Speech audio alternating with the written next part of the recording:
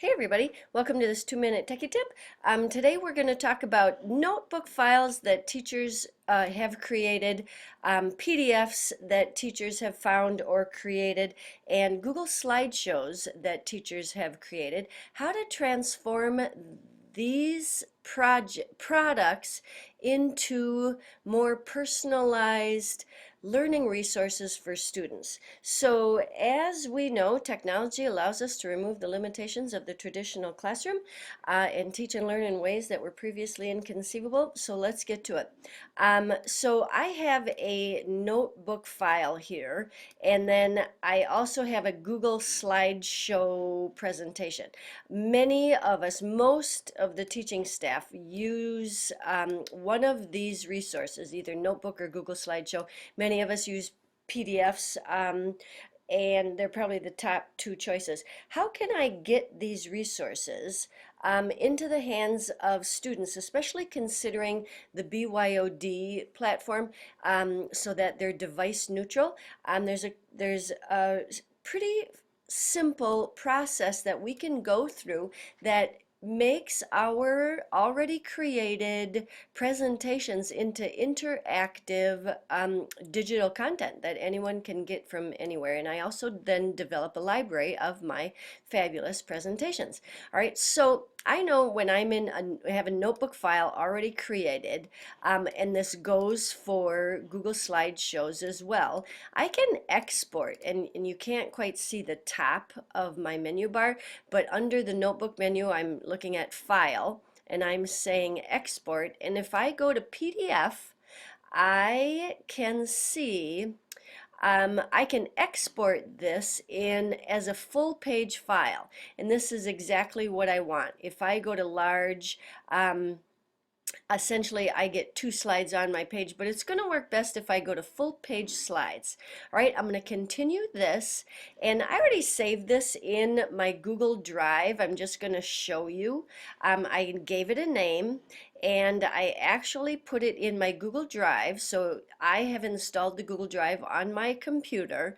If you have questions about that, you can do that, or you can certainly ask about that. But if I go to a folder that I already made, and I can do that right here, it is called Notebook, sorry.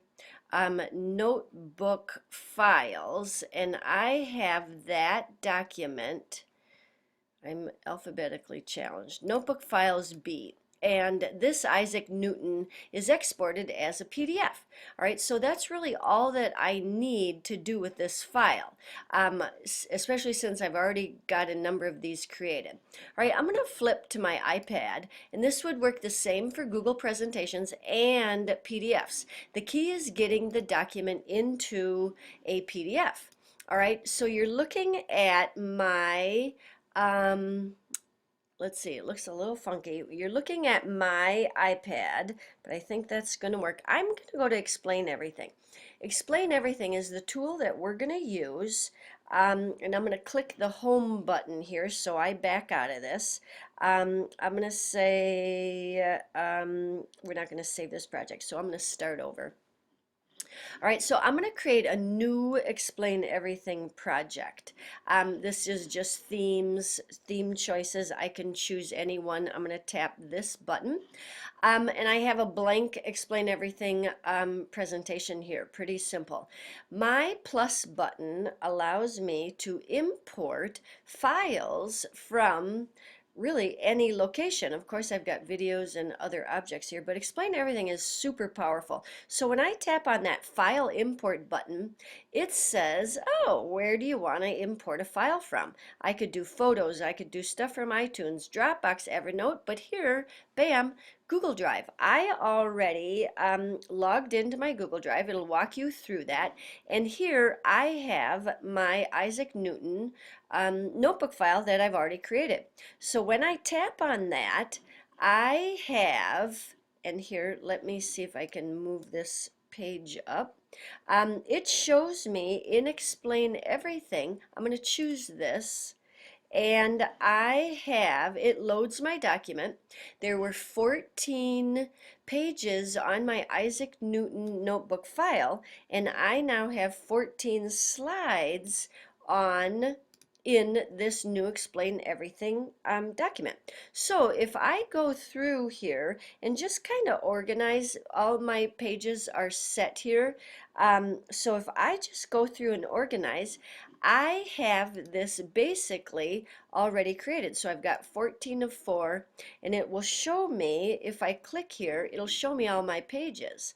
All right, so I'm going to go back here, and I now have the ability, which is super powerful, to turn this into a device neutral digital content, meaning a video available on YouTube. Any student with any kind of a device can now access this presentation and review it for flipped learning, for personalized learning, etc. But the beauty of this with Explain Everything is that I can narrate what I want my kids to pay attention to.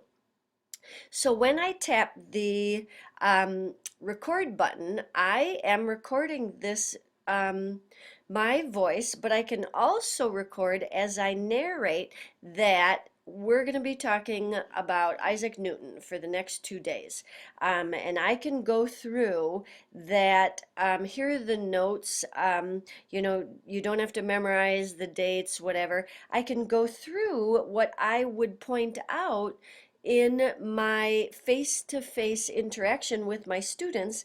I can have them review this material either as flipped learning before we meet, new content. I can ask them questions to come prepared to discuss during the next class period.